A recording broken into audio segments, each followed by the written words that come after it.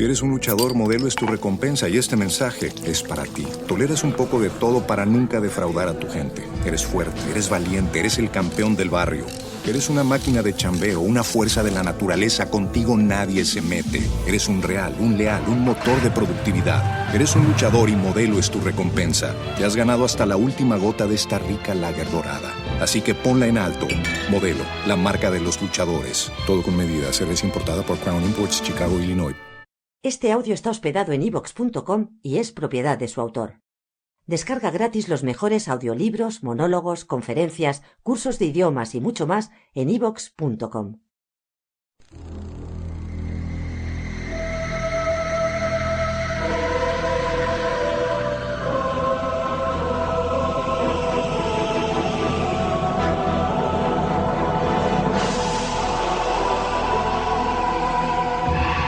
Archivos del terror, con Anthony Head.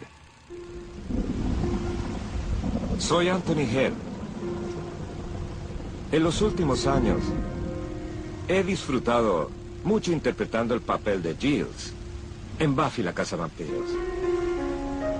Es posible que piensen que tengo un gran conocimiento sobre el más allá. Bueno, no soy un experto, soy un actor. Sin embargo, cada vez me interesan más las raíces, los orígenes de lo sobrenatural. Me gusta saber más. Voy a viajar de nuevo al corazón de las tinieblas. En esta ocasión quiero encontrar la verdad respecto a una criatura mítica y letal. El vampiro. Vampiros.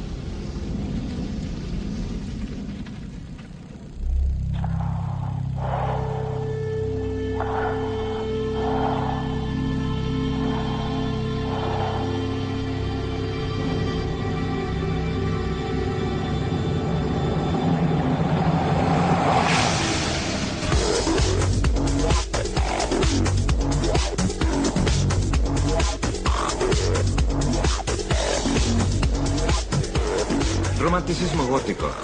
Un culto estrafalario que incluye al vampiro en la imaginación popular. Decadencia, inmoralidad sexual. Diversión para muchos. Halloween para adultos. Vi un reportaje de un periodista en Rumania que me hizo pensar que las leyendas de vampiros son una realidad muy seria. O mejor dicho, muy aterradora. Varias personas exhumaron a un pariente muerto porque éste se habría convertido en vampiro y les chupaba la sangre cuando dormían. Los detalles de este inquietante incidente los tiene nuestro corresponsal en Kiowa, Lucian Dindirica. Adelante, Lucian. Buenas tardes, Monda. Pocos días después de ser sepultado, Petre Toma, quien murió el año pasado a los 76 años, se habría transformado en un vampiro que visitaba a todos sus familiares y vecinos en la noche para morderles el cuello y chuparles la sangre. Las víctimas dicen haberse debilitado al punto que casi no podían moverse. Por eso decidieron exhumarlo. Acompañado por amigos, el cuñado del muerto ingresó a la cripta con cuchillos, cinceles y palancas para abrir el ataúd de Petre Toma y realizar con él un ritual escalofriante. Dígame qué pasó. Cuando abrimos el ataúd tenía las manos a los costados y la boca manchada con sangre. Es verdad. ¿Es verdad? Sí, siempre en una muerte normal el corazón se detiene, porque no sigue fluyendo sangre después de 2 semanas de muerto, a menos que la persona sea un vampiro. Por eso lo exhumaron y procedieron con el cuerpo tal como en los cuentos de vampiros. Sacamos el cuerpo y le quitamos el corazón. Lo quemamos en el camino, mezclamos las cenizas con agua y las bebimos todos juntos. Ni la fiscalía ni los investigadores forenses logran describir el horror de lo que vieron. El cuñado del difunto ha sido acusado de profanación de tumbas y puede ir a prisión. Se inició también el juicio contra 6 personas por complicidad en el crimen. Esta es la herramienta que usé. ¡Grábela! ¿Hicieron bien en quitarle el corazón? Claro que sí. Por supuesto. De otro modo, muchas personas habrían muerto. Algunos no quieren creerlo, pero es un hecho concreto. ¿Existen los vampiros? Existen, sí. Y fue necesario que le sacaran el corazón porque eso impidió que atacara a otros y siguiera alimentándose. Si no le hubieran quitado el corazón, ¿qué habría pasado? Algunos habrían muerto. Aquellos que estaban anémicos. Esto ocurrió hace algunas semanas. en el corazón de la Europa del siglo XXI. Es un hecho que para mucha gente estamos infectados de vampiros. ¿De dónde procede esa empecinada creencia en los vampiros? Voy a averiguarlo.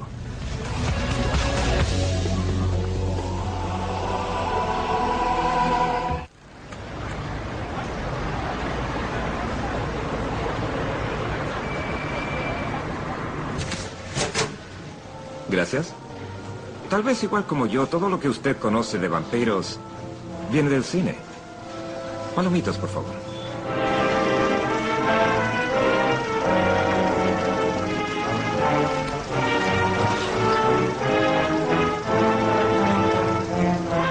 Las películas crearon la fama de un vampiro muy particular. Yo soy Drácula. Desde que Bela Lugosi clavó sus colmillos en el fino cuello de Helen Chandler en 1931, Drácula es un clásico cinematográfico. Drácula, el vampiro más famoso que haya existido.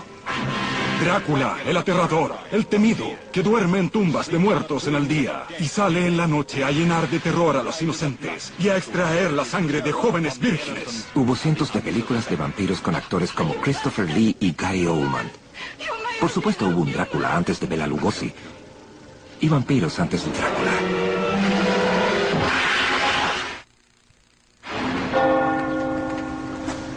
Si queremos profundizar en la historia de Drácula, es necesario venir hasta aquí. Es el hogar de la doctora Tina Rath. Ella es una experta en vampiro ficción y miembro de la Sociedad Drácula. ¿La doctora Rath? Sí, adelante. Gracias. Gracias. Y este es mi estudio. No hay duda de lo que estudia. Vampiros y lo que representan en la ficción popular. ¿De dónde surge la imagen popular de Drácula el vampiro? Cuando hablamos de Drácula hoy, solo hablamos de la creación de Bram Stoker. Es mayormente una historia de suspenso y aventura, pero también cala hondo en nuestros sentimientos. Me refiero a la muerte, al sexo y la sangre. La esencia de Drácula. ¿Entonces fue Drácula el primer vampiro de novela? No, el primero en la literatura inglesa fue tal vez El vampiro del Dr. John William Polidori. Fue escrito como parte de un juego que tuvo lugar en Villa Diodati. Todos volvieron su mirada hacia él. Un grupo de amigos estaba contándose historias de terror. Uno de los presentes, Mary Shelley, narró lo que más adelante sería su Frankenstein. Entonces ellos vieron al monstruo. ¡Ay! ¡Excelente, Mary! La historia del poeta Lord Byron resultó algo desilusionante. Es posible que Polidori haya tomado algunas notas que después habría de desarrollar recordando esa tertulia literaria para escribir la ya mencionada, o sea, el vampiro, que tenía la idea argumental de Lord Byron. Vamos a pensar que... Este nos presentó al que sería el primer vampiro aristocrático y estableció un estilo que ha sido perdurable.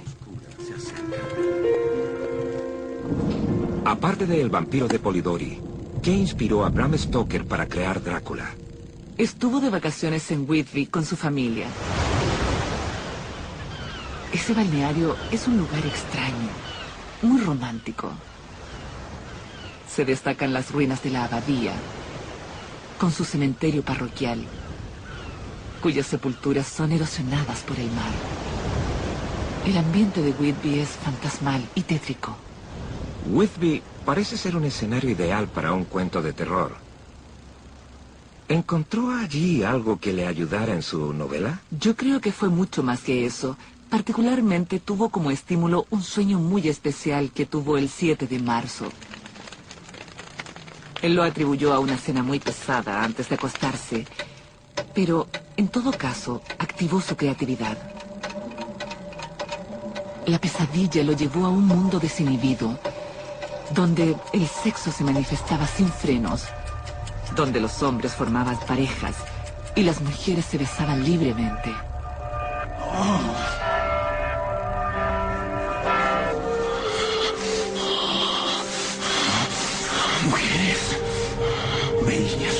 puedes. Voy a destrozar el cuello, la garganta.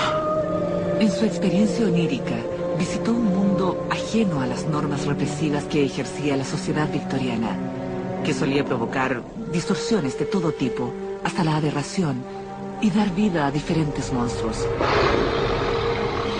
Aparece el conde. Está dominado por el odio y la furia. Es diabólico. Este hombre me pertenece. Lo deseo. ¡No! Fue una pesadilla que pudo ser el origen del monstruoso Drácula.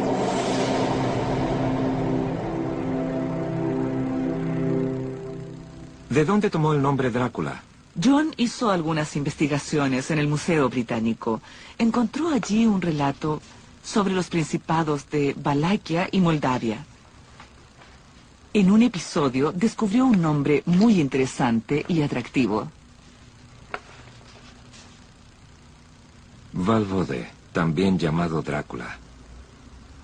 ¿Era Drácula una persona real? Sí, su nombre era Vlad. Y también se le apodaba Tepes. Vlad Tepes.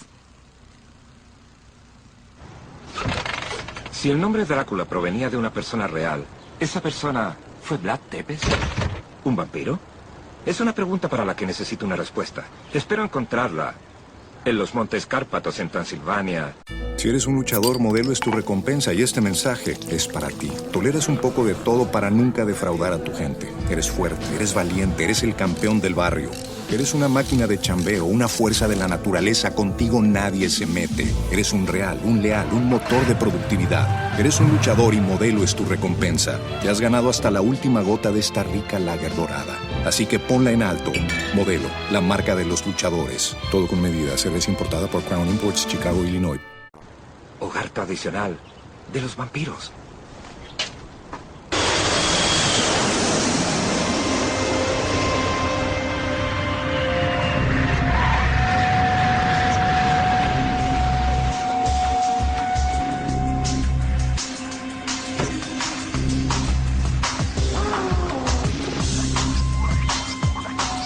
Esta es Bucarest, la capital de Rumania. Es una ciudad moderna, pero con profundas raíces medievales. Ningún otro país en el mundo puede identificarse mejor con los vampiros. Voy camino al reino de esas criaturas, Transilvania. Eso creo. ¿Estamos aquí? No lo sabe. No tiene idea.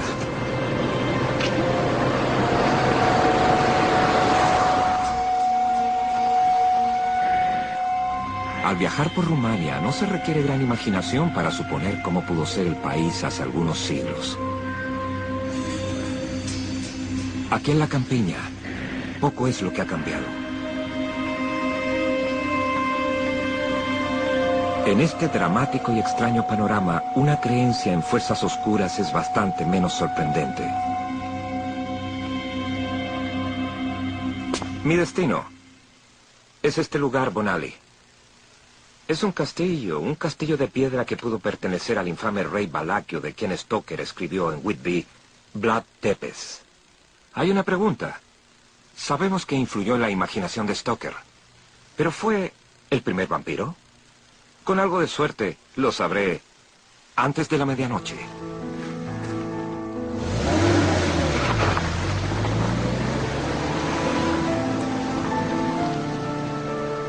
En lo alto de estas impresionantes y melancólicas montañas, encuentro que la creación de Bram Stoker adquiere vida ante mis ojos. Especialmente en el pasaje en que el protagonista, Jonathan Harker, describe un viaje para conocer a ese conde tan similar a Vlad Tepes. He buscado entre libros y mapas relativos a Transilvania en la biblioteca. Intuía que un conocimiento previo del país sería una base importante para tener tratos con un noble de esa región. Descubrí que el distrito está en medio de los Montes Cárpatos, una de las más silvestres y menos conocidas partes de Europa. No conseguí mapa ni escrito alguno que diera la ubicación exacta del castillo Drácula, ya que todavía no hay cartografía de ese país comparable a nuestros propios mapas físicos.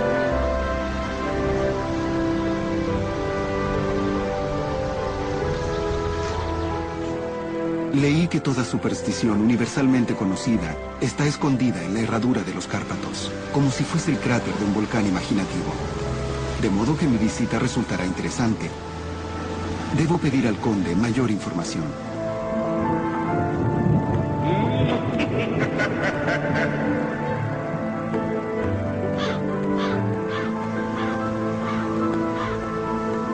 Hacia allá me dirijo, al castillo de Vlad Tepes, donde espero encontrar el vínculo entre Vlad y el vampirismo.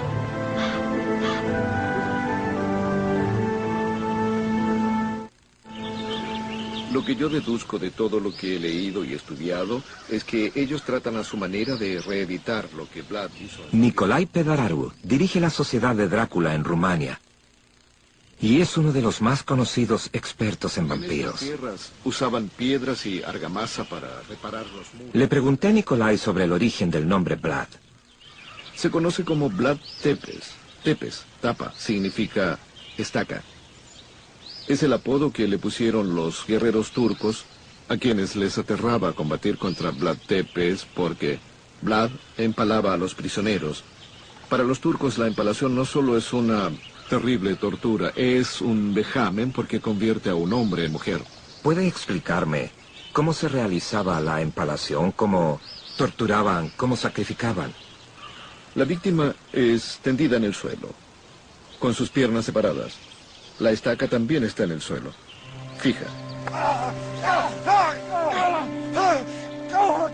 Sobre la estaca fija, muy afilada, el cuerpo era clavado lentamente y, más aún, si deseaban que la persona sufriera, iban guiando la penetración de la estaca en el cuerpo de la víctima, de manera de evitar dañar los órganos vitales. ¿Sabe usted cómo Bram Stoker descubrió a Vlad, el empalador de hombres? Sí, él precisamente.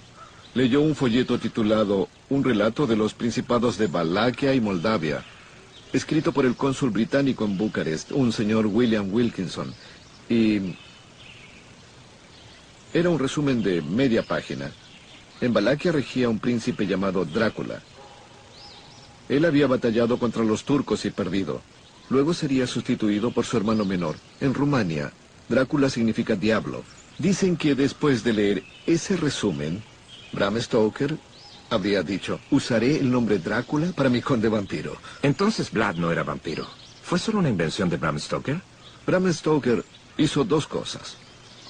Un gran servicio al turismo de Rumania y un flaco favor a la historia de Rumania al mismo tiempo, porque todos confunden a este Drácula histórico con este conde vampiro. Uno es una figura histórica, el otro un personaje sobrenatural, y no es bueno confundirlos.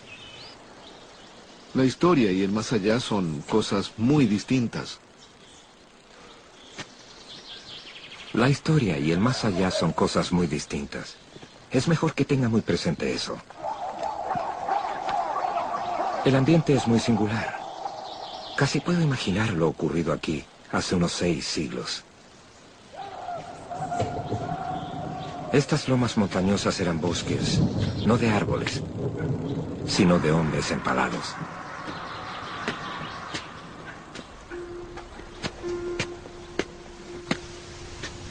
¡Vaya! Es increíble.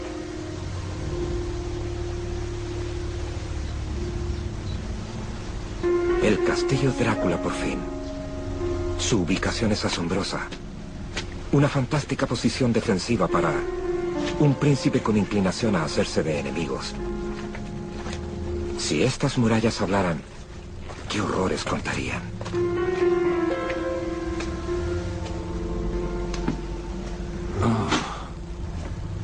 Está vacío ahora, y hay poca evidencia tangible de su cruenta historia.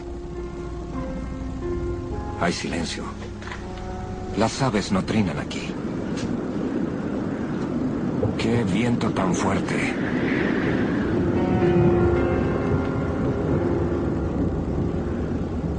Este fue el hogar del hombre de muchos apodos, Vlad Tepes, Vlad el Empalador, y como ahora sé, Drácula, el nombre que Bram Stoker eligió para el más famoso vampiro de ficción.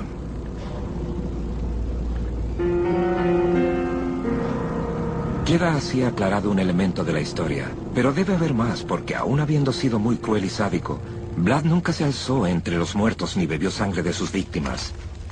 Y esta noche he sabido de otra historia apasionante, la historia real de otra figura que vivió un siglo antes que Drácula. Un relato que contribuye a explicar la carga de sangre y sexo que agobió la vida y la muerte de la tradición del vampirismo.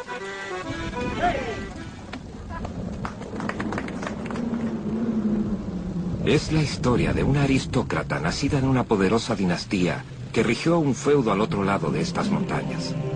Su biografía es tan macabra que simplemente se la recuerda como la Condesa Sangrienta.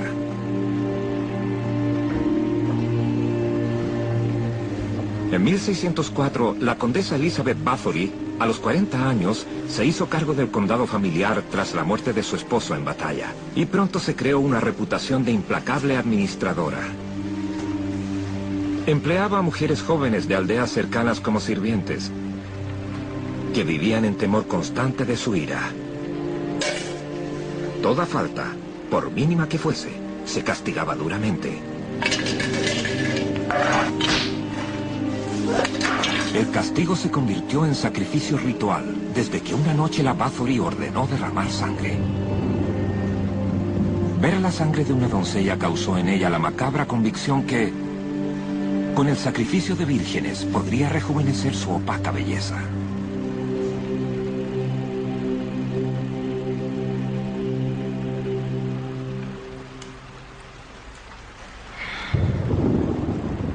No perdió tiempo.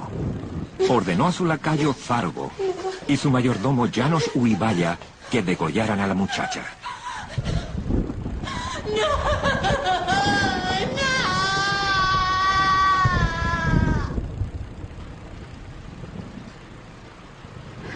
Por primera vez la condesa sintió en el rostro la calidez de la sangre virginal y el efecto la subyugó. Ahora podría vivir eternamente si lograba mantener el suministro. Y en los siguientes 6 años lo logró. El reinado de terror de la Bathory duró 6 años hasta que la arrestaron y enjuiciaron el 29 de diciembre de 1610. Me dicen que dejó un diario, que aún existe, en el que documentó la muerte de 612 mujeres.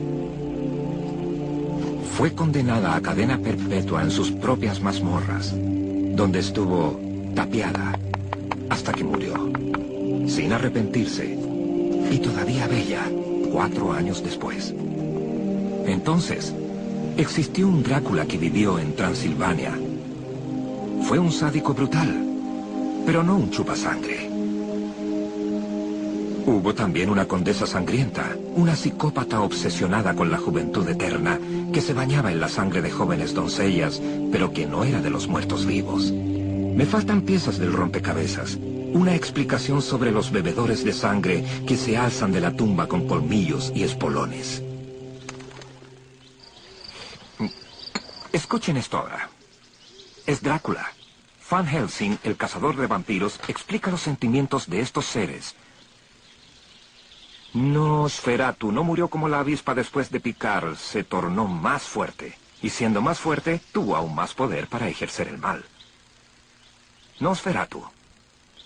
Lo busco en mi enciclopedia de muertos vivos. A ningún respetable cazador de vampiros debe faltarle. Nosferatu. Vocablo moderno derivado del griego nosóferos. Transmisor de plagas. ¿Podría ser una pista útil?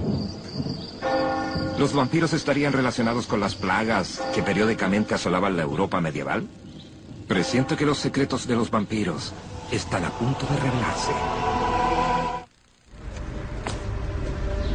He regresado a Bucarest. Si hay un vínculo entre los vampiros y las plagas, flagelo de Europa medieval, bien podría encontrarlo aquí, en el Instituto de Medicina. Hasta ahora he descubierto cómo obtuvo su nombre el vampiro más famoso del mundo. Sé algo sobre las verdaderas figuras históricas que han alimentado la literatura del vampirismo, pero aún quisiera saber por qué la creencia en los vampiros es tan amplia, no solo aquí, sino en toda Europa.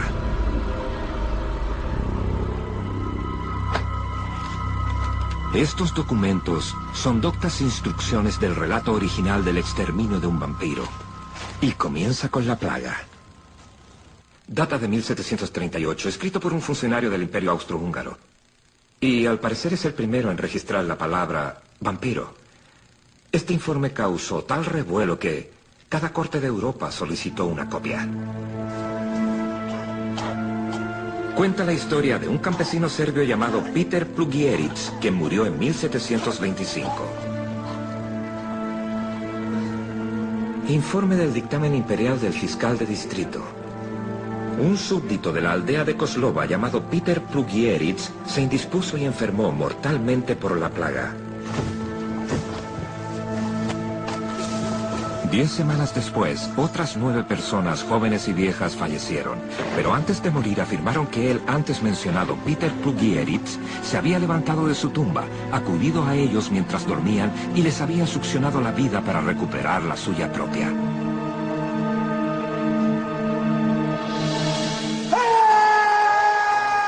Añadieron que personas así, a las que denominaron vampiros, mantienen el cuerpo incorrupto, con piel, cabello y uñas en buen estado. Los interesados decidieron abrir la tumba de Plugieric para ver si tales señales se daban en él. Puesto que no logré disuadir a esa gente de su propósito, ya fuese con razones o amenazas, acepté presenciar a la exhumación.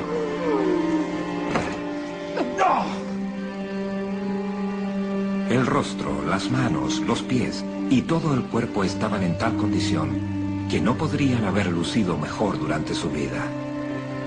Después de constatar ese hecho, y estando la gente más alterada que apenada, todos ellos rápidamente aguzaron una estaca con el fin de clavar el cuerpo del difunto con ella y perforarle el corazón.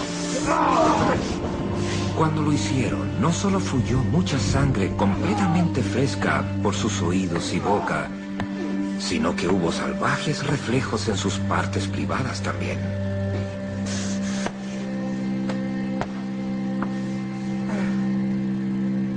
Nosferatu, el transmisor de plaga, fue destruido.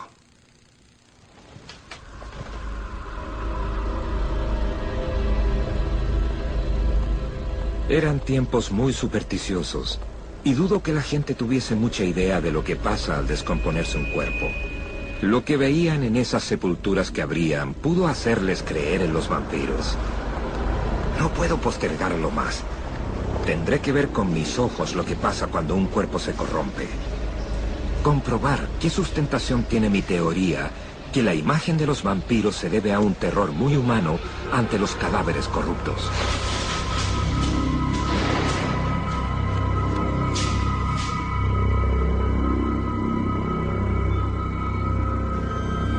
He venido a ver al patólogo Mark Benecke.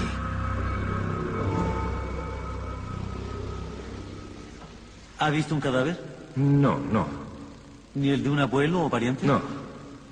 Está bien. Generalmente los embolsan porque hay filtración de líquidos a veces, pero no en este caso, como sí. lo puede ver. Sí. Estos no están tan mal. Tan mal. Están más bien frescos. Santo Dios. Cuando se pone una persona en su tumba, como sucedió con esta, si pasan unos días y luego la sacas, se ha enfriado gradualmente en el suelo. Por eso al momento de abrir el ataúd se ve como si no hubiese descomposición, porque todo está en su lugar. Los brazos están ahí, la cabeza también está ahí, no como se ve en las películas de monstruos, en las películas de horror, ¿Seguro? películas de zombies. ¿Cuánto lleva muerto? Solo unos pocos días, porque al pasar más tiempo comienza a verse una coloración verdosa por aquí. Esto puede ser el indicio de la descomposición, que también es señal de vampirismo, ya que cuando se acumula presión en el cuerpo, a veces puede expeler un fluido rojo por la boca, dando la impresión que hubiese sangre. ¿Es un líquido putrefacto? Sí, parece ser algo rojizo. Significa que hay sangre mezclada con el líquido, pero también hay otras cosas.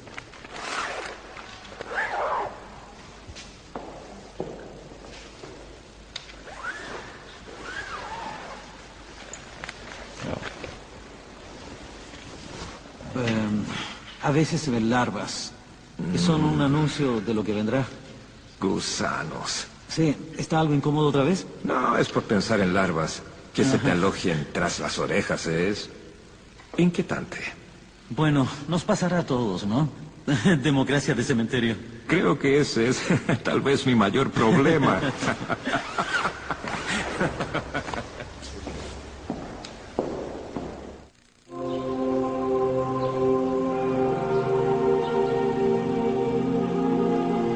He llegado a darme cuenta que hay un poder importante en la creencia popular, ya que algunos se sienten intensamente ligados a la muerte y al más allá.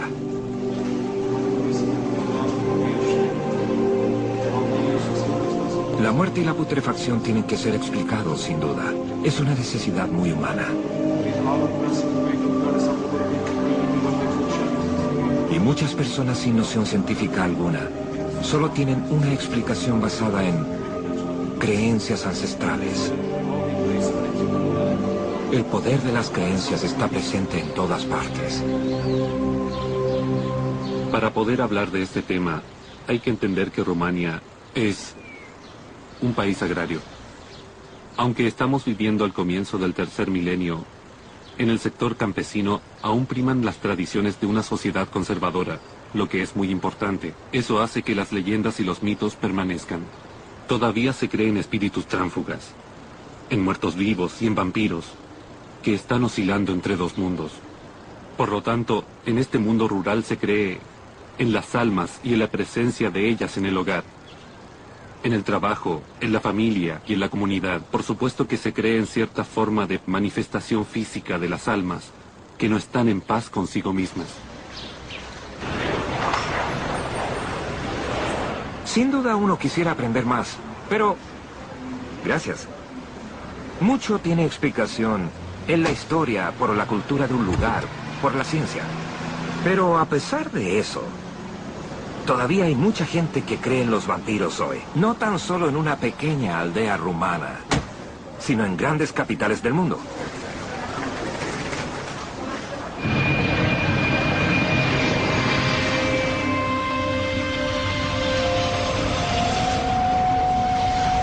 Nadie esperaría que una ciudad tan moderna como Londres se interesara en los vampiros, pero lo hace.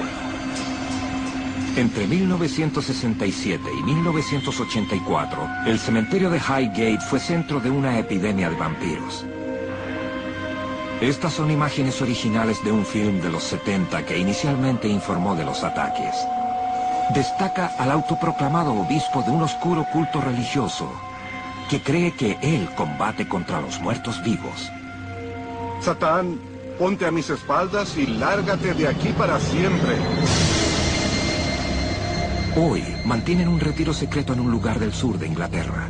Soy el reverendo Sean Manchester, obispo de Glastonbury y Somerset en la jurisdicción católica. Soy primado de la Iglesia Apostólica de Jesucristo. Yo hablo en nombre de toda la cristiandad universal tradicional. Creo absolutamente en la existencia de los vampiros, no tengo duda alguna al respecto. Es parte de mi teología porque si he de creer en los ángeles, debo creer también en los ángeles caídos, los llamados demonios. Y si creo en lo que enseña la Biblia, que así es, entonces mi creencia en vampiros es solo una pequeña parte de la Biblia. En 1969, el obispo Manchester descubrió impactante evidencia de ataques de vampiros en el cementerio de Highgate. Hasta donde sé, solo un hombre hasta ahora ha sido atacado al pasar ante la puerta, pero hay otros que declaran haber sido visitados por varios de ellos en sus lechos. Una de las víctimas fue Elizabeth Bodiwer. El obispo me hizo escuchar una grabación de sus testimonios. Establecimos que este fue un caso verídico, ya que estando en el cementerio se abrieron algunas sepulturas y los difuntos se levantaron. El novio de Elizabeth de la época, Keith McLean, comenzó a notar cambios en ella. Hubo un momento de exorcismo. Estando yo acostado, desperté en medio de la noche cuando una voz profunda Una voz casi masculina emanó de su boca diciendo, los traeré a ambos al abismo. De inmediato comencé a rezar. Un día desperté y bajé a la sala. Había protuberancias en mi cuello. No era eso. Eran 2 perforaciones. Yo no había considerado la posibilidad de ser un vampiro porque ni siquiera lo había pensado, ni sabía que existiera el vampirismo. Pero cuando el obispo Manchester habló conmigo y me explicó que había legiones de muertos vivos, de ahí en adelante todo encajó y me quedó bastante claro. Creo que fue un vampiro, sí. Ahora ya no tengo dudas sobre eso. Para salvar a Elizabeth de una muerte cierta, el obispo Manchester y Keith McLean dicen haber efectuado ritos para liberarla de ese diabólico vampiro. Muy pronto las visitas nocturnas terminarían, tras lo cual Elizabeth se recuperó. El obispo Manchester es la persona más cercana a un verdadero cazavampiros que conozco. Siempre está armado hasta los dientes con su equipo personal de exterminio, que incluye estacas, agua bendita, crucifijo y un pesado mazo.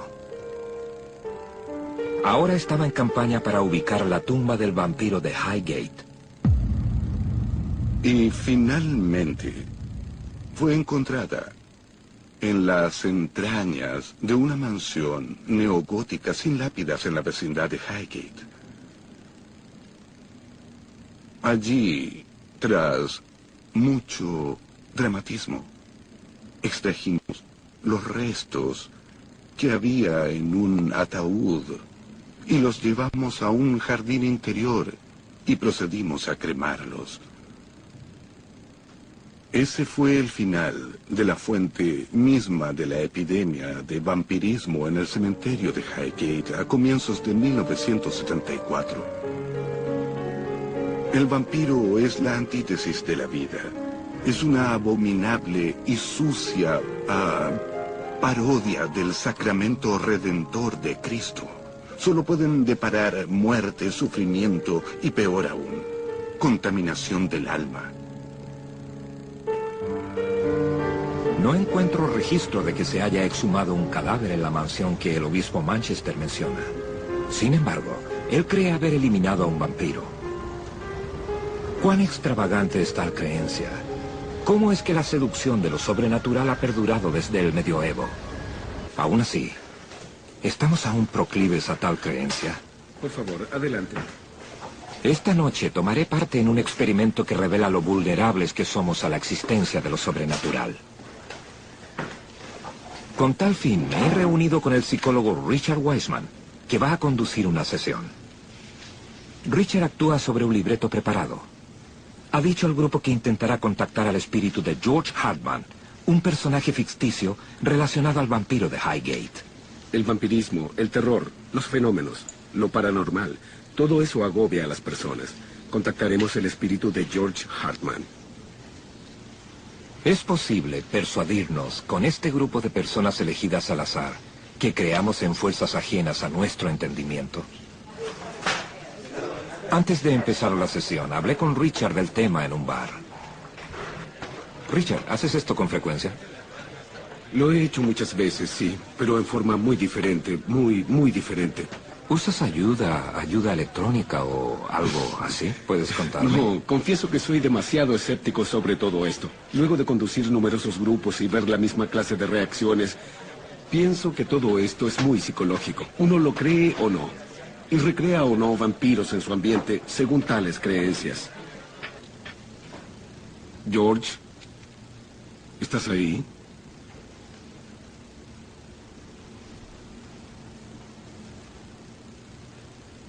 Estamos esperando un sí o un no. Queremos preguntar a George si está ahí. Le pedimos un sí o un no. Un movimiento sería una respuesta. El vaso ya está quieto. ¿Fueron las creencias de este grupo desafiadas? No siento nada de nada, pero no es incómodo. Realmente no pensé que eso me movería. ¿No lo creyó? En un comienzo, claro está. ¿Le sorprendió que se Sí. moviera? Me gusta tener respuesta. Y no hubo respuesta concreta porque yo creo que no puede decirse cómo ocurrió. Creo que nadie puede explicar qué pasó.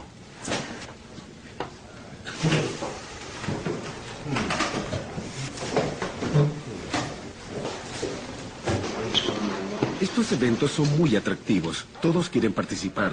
Todos opinan al respecto. Y yo creo que lo mismo pasa con los vampiros. Esa noción de vida después de la muerte, de que hay pruebas y que ellos volverán, puede ser muy negativo y maléfico, pero creo que son ideas psicológicas interesantes. Esta noche hemos experimentado algo de verdad extraordinario. Sin embargo, terminamos con percepciones diferentes sobre lo ocurrido. Hemos visto lo que quisimos ver, como también creímos en lo que todos quisimos creer. Las creencias son muy poderosas.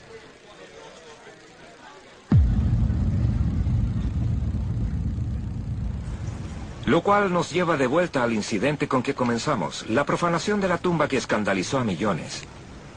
Para llegar al fondo de ese hecho extraordinario, necesito viajar a Rumania, a una pequeña aldea, donde un grupo de campesinos a la luz de la luna ingresó a un cementerio armado con horquetas. Y la creencia de que debían librarse de cierto vampiro.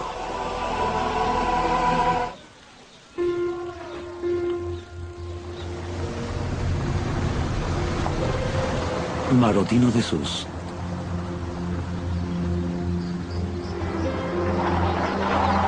Ya estoy en Rumania, en Marotinu de Sus, donde comenzó la historia con el informe de profanación de tumbas.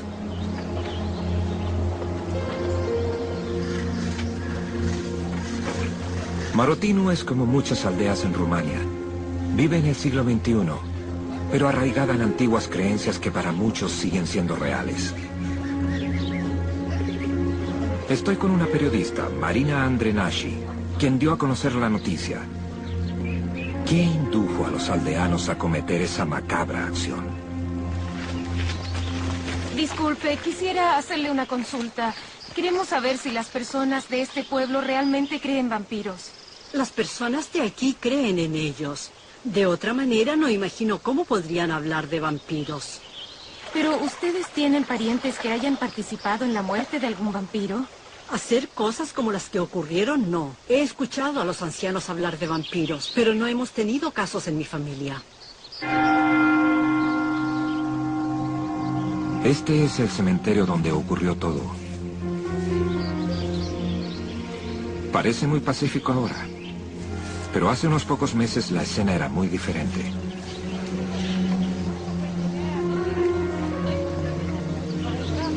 Miren eso, el cerebro está lleno de sangre. Sangre de vampiro.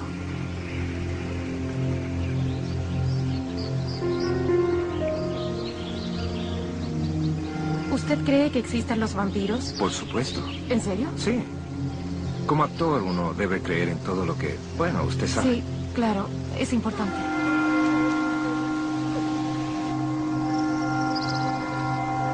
¿Esta es la tumba? Sí, esta es la tumba. Es la tumba a la que llegaron los parientes del difunto en medio de la noche para exhumar el cuerpo. Llegaron los 6 parientes... Con ayuda de Marina logré una entrevista exclusiva con la hija del presunto vampiro. No habló directamente a la cámara por temor a represalias. Es horrible lo que han dicho. No había visto algo así jamás en mi vida. No puedo creer todavía que fueran capaces de hacer algo tan horrible con un cuerpo. Aún no puedo creerlo. Esta es la herramienta que usé. ¡Grábela! Lo sacaron del ataúd, lo golpearon, lo arrastraron, lo cortaron de aquí hasta aquí. Tenía las manos a los costados y la boca manchada con sangre. Le arrancaron el corazón y lo quemaron en el camino. Dieron las cenizas a una anciana que estaba muy enferma, que ingirió las cenizas y se mejoró. Pero habría que verlo. Yo no puedo creer que ocurriera una cosa así. Mi padre nunca fue un vampiro y nunca lo será. ¿Cómo se sienten ahora los aldeanos sobre todo esto? Cuando les pregunté si repetirían esa clase de ritual, me respondieron muy... ¿Seguros? Definitivamente sí.